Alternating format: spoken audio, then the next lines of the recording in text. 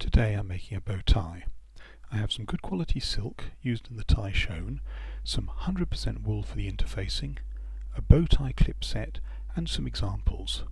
What I don't have is a pattern, and I'll be making the pattern first.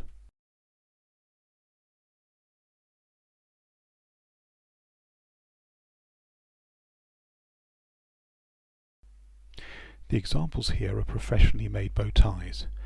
They are about the size I would like and are both adjustable.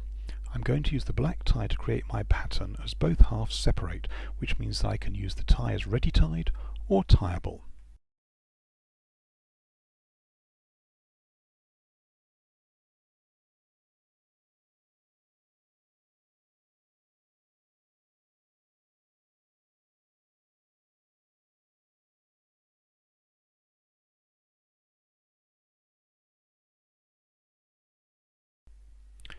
I'm going to draw around the main part of the tie and then adjust the drawing to be the exact size I want as the tie before making the pattern.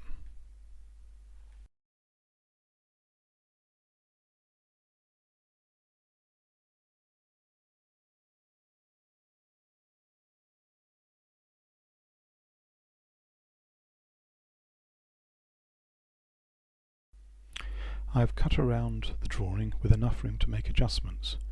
I've also folded the drawing in half so that I can make sure that both the top and the bottom are even. I will use a square to ensure the ends are at right angles, and this will be the exact size that I want the tie to be before any seam allowances.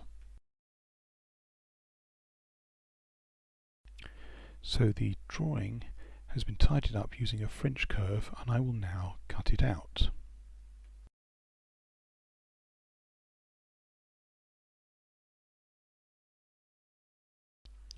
And this is the drawing cut out.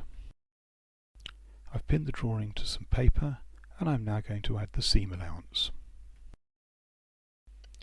For this I have used 8mm as a seam allowance, which is less than I would normally use, but it does avoid a lot of trimming.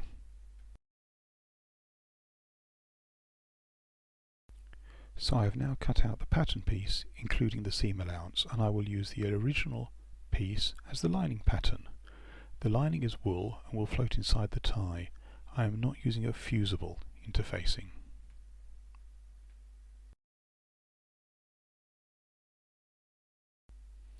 The next pattern piece is for the strap, which is a little narrower than the tie itself and needs to fit a 19mm buckle. I will make a second, shorter piece to hold the hook.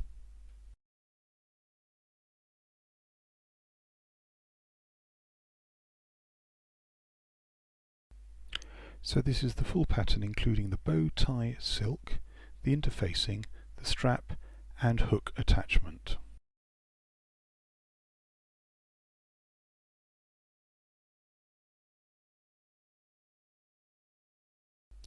I'm now going to cut out the interfacing. This is on pure wool, and I will use the rotary cutter for accuracy.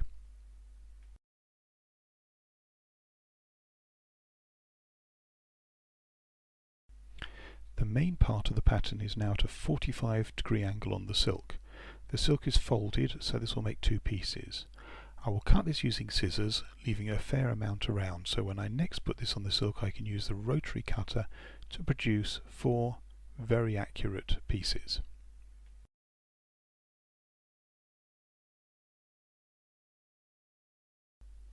Ready now to use the rotary cutter to make the 4 pieces.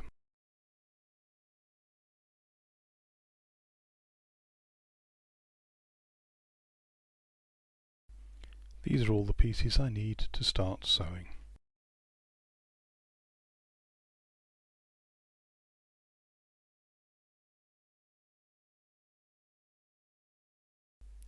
I've started with the strap and hook attachment, as they will need to be sewn inside the tie to start with.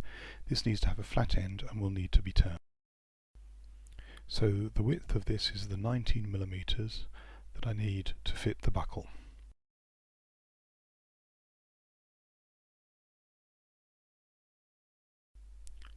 The end has been sewn at a right angle to fit nicely around the buckle.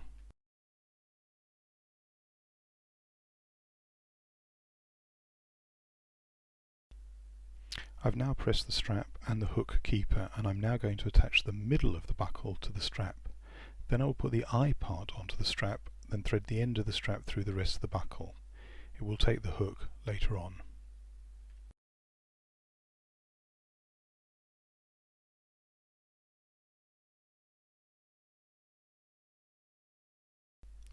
The buckle is now complete and ready to fit to the rest of the tie.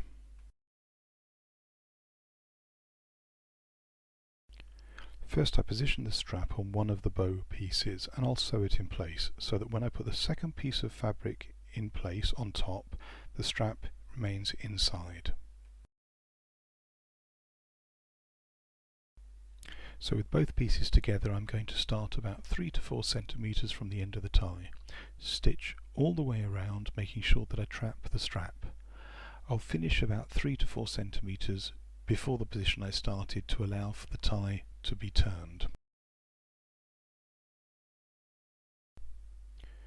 First I make sure that the tab has only been stitched at the end and is loose elsewhere, otherwise I will not be able to turn the tie. The interfacing will be attached to the end seam allowance so it stays in place when the tie is turned.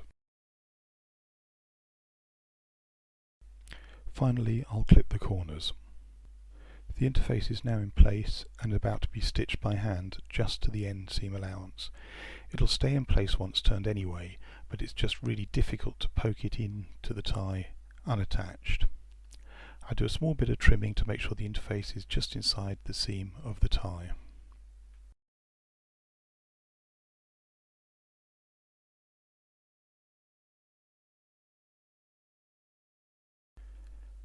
And now it's turned and ready for pressing. There's a small gap that I'll close with a slip stitch. This means that this half of the tie will be complete, and I'll repeat the process for the other half. Both parts are now done and pressed, and you can see the clips on the end are ready to attach. And this is the final result.